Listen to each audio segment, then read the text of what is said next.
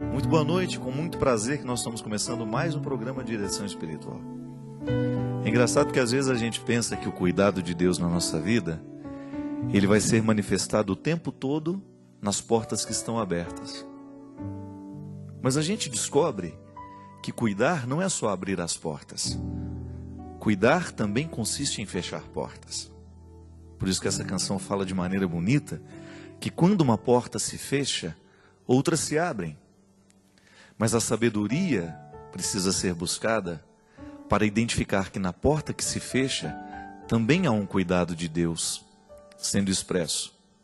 E que nem sempre a gente consegue compreender, não é mesmo?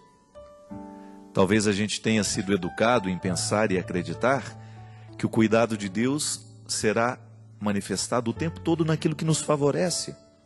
Aparentemente, né?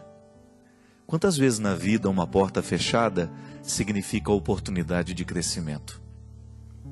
E mesmo que amar e ser amado consiste o tempo todo em estabelecer limites, em abrir portas, mas também em fechar portas.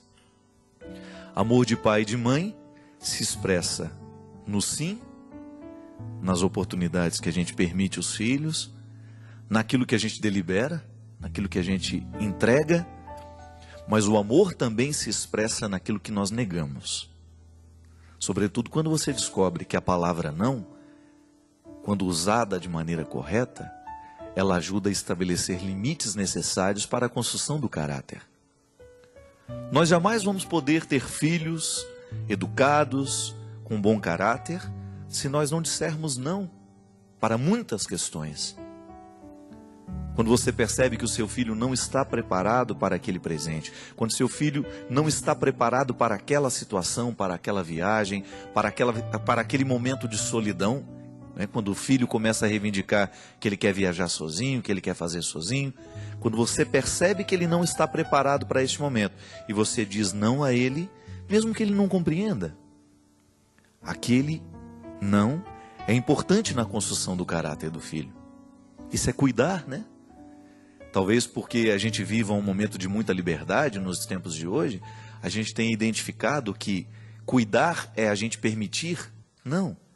Cuidar também é não permitir. E é nesse equilíbrio bonito que nós vamos descobrindo a experiência do cuidado como frutuosa.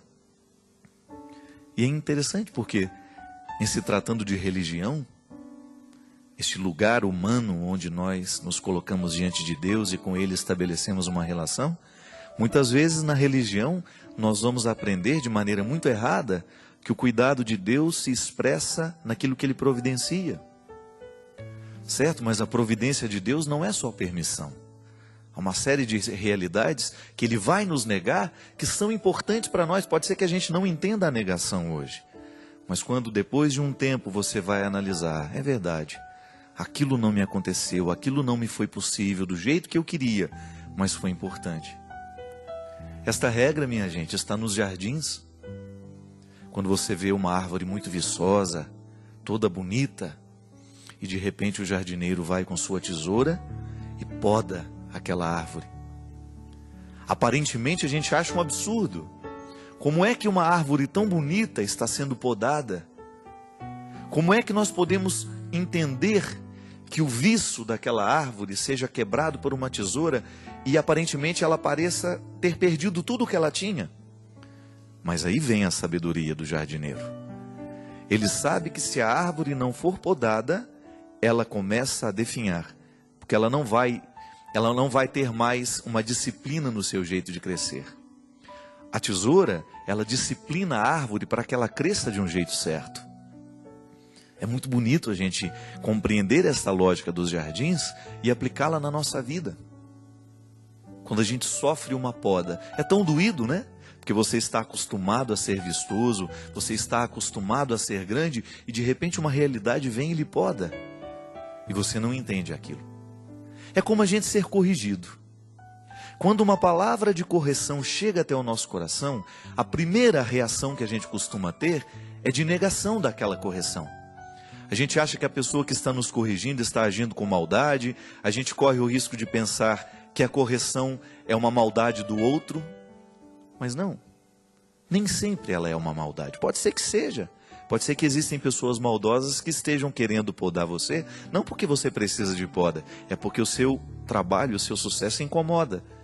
Mas quando esta correção vem de uma pessoa que tem a autoridade afetiva do amor, eu sempre digo isso, minha gente, dê ouvidos a quem ama você. Se a palavra de quem ama está diretamente conectada com a responsabilidade de fazer você crescer, é importante ouvir o que ela tem a dizer. Porque é a palavra da poda, é a palavra da reorientação, é a palavra do cuidado, né?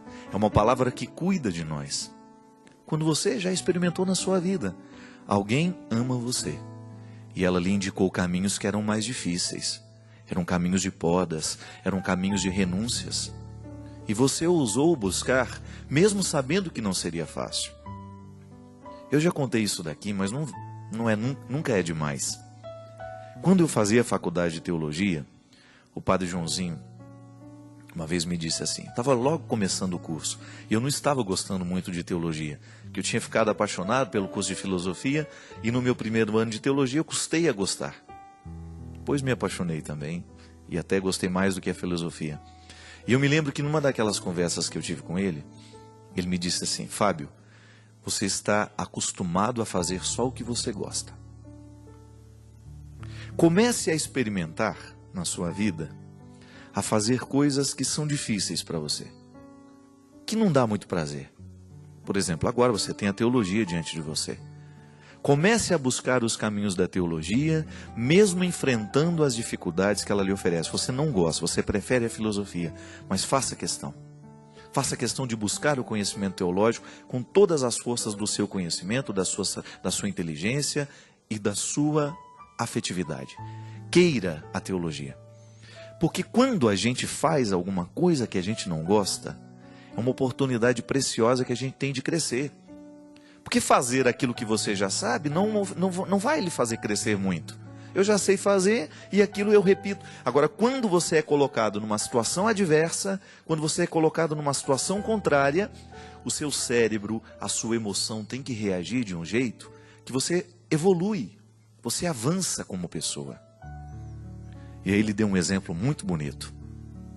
Tenha dentro de você sempre a coragem de buscar as suas reservas de amor. Porque você vai precisar usá-las no momento em que você estiver sendo contrariado. No momento em que a coisa não for muito favorável a você. Eu tenho, sabe, minha gente, depois dessa conversa com o padre Joãozinho, tanta coisa ficou mais clara diante de mim. Sobretudo porque eu tenho uma vida muito corrida. E eu confesso para vocês que eu não gosto disso. Eu preferiria muito mais ter uma vida tranquila, uma rotina. Quando eu exercito o cansaço excessivo da minha missão, eu sempre me recordo dessa palavra do padre. Quando eu chego num lugar que eu não gosto, porque não é todo lugar que a gente vai que a gente gosta de estar. Ou porque você está muito cansado, ou porque ali tem gente demais e você tem que dar muita atenção e você não está com aquela disposição toda. Eu sempre me recordo da palavra. Busque as reservas, que é neste momento que você cresce. A gente vai ficando infeliz quando a gente não tem a poda, sabe? Porque você vai ficando só a árvore que cresceu. E ela deixa de crescer. Ela atinge um patamar e depois ela fica disforme, porque ela vai lançando galhos para todas as direções, ela perde a disciplina. E a vida cristã, minha gente, é um exercício constante de disciplina. Eu disciplino o que eu falo, eu disciplino o que eu escuto, eu disciplino o que eu vejo, eu disciplino o que eu leio, eu disciplino a minha atitude, eu disciplino a minha espiritualidade. Tudo passa pelo crivo da disciplina. Se nós exageramos nas coisas, nós vamos pagar pelo preço do exagero. Se a gente faz de menos, a gente paga o preço do fazer de menos. Tudo é busca de equilíbrio. E a poda, ela não tem outro objetivo senão nos colocar no prumo do equilíbrio. E é isso que nós queremos. O programa Direção Espiritual é para mim antes de qualquer coisa. Uma oportunidade de pensar a minha vida. Eu não venho aqui para falar de teoria, não. Eu venho para falar daquilo que é a minha realidade. A partir do que você me conta, a partir do que nós compreendemos juntos, a partir das cartas que chegam, a partir dos telefonemas, dos e-mails, das pessoas que nos abordam. É a nossa vida. Porque todos nós, sem nenhuma exceção, precisamos viver os processos do cuidado de Deus, que consiste em permissão, mas também em negação.